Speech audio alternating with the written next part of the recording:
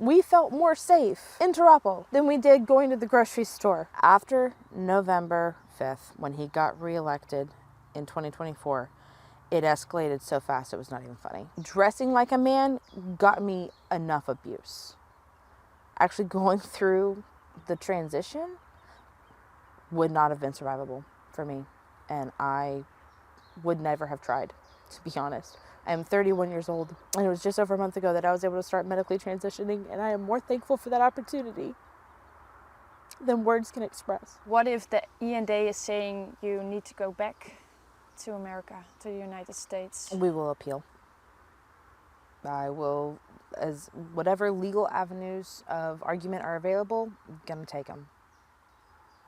And if I do end up having to go back, they can send me back in a body bag. Because there's no point in me trying to go over there alive. It won't be long. I'm going to keep fighting. I'm going to keep trying to advocate for anyone to look at what's going on over there.